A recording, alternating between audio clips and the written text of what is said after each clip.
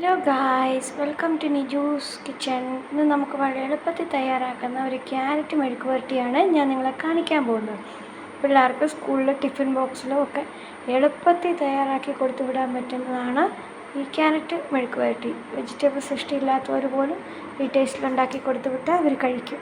പിന്നെ ആവശ്യമായ സാധനം എന്ന് പറഞ്ഞാൽ ഇതിൽ 3 ക്യാരറ്റ് ചെറുതായിട്ട് കൊത്തി അരിഞ്ഞത്, ഒരു സബോള ചെറുതായിട്ട് കൊത്തി അരിഞ്ഞത്, അല്പം കരിവേപ്പില, ഒരു പച്ചമുളക്. ആദ്യം നമ്മൾ അടുപ്പ് കത്തിച്ചു, പാത്രം വെച്ചു. ഇനി അതിലോട്ട് നമ്മൾ എണ്ണ ചൂടാകുമ്പോൾ ഒരു പച്ചമുളക് ഇട്ട് കൊടുക്കും. ഇത് കഴിയുമ്പോൾ നമ്മൾ അരിഞ്ഞ് വെച്ചിരിക്കുന്ന സബോള ഇട്ട് കൊടുക്കാം. ഞാൻ സബോള അല്പം ഒരു നുള്ളി ഉപ്പിട്ട് കൊടുത്ത് നമുക്കത് ഒന്ന് വഴറ്റിയെടുക്കാം.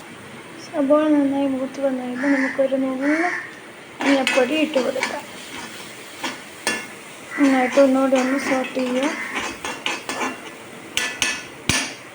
എന്നിട്ട് നമ്മൾ അരിഞ്ഞ് വെച്ചിരിക്കുന്ന ക്യാരറ്റ് ഇട്ട് കൊടുക്കാം. ആ കൂട്ടത്തിൽ തന്നെ നമുക്ക് കരിവേപ്പിലയും ചേർത്ത് കൊടുക്കാം. നന്നായിട്ട് ഇളക്കി യോജിപ്പിച്ച് മൂടി വെച്ചൊരു 2 മിനിറ്റ് കഴിയുമ്പോൾ ഒന്നുകൂടെ ഇളക്കി ഒരു 10 മിനിറ്റ് നേരം നമുക്ക് വേവിച്ചെടുക്കാം. എല്ലാം യോജിപ്പിച്ച് ഗൈസ് നമുക്കൊരു 15 മിനിറ്റ് വേവിച്ചെടുക്കാം. ഹലോ ഗൈസ്, നമ്മൾ 10 മിനിറ്റിന് ശേഷം തുറന്ന് നോക്കുകയാണ് ഗൈസ്. നമുക്കൊന്ന് ഇളക്കി നോക്കാം.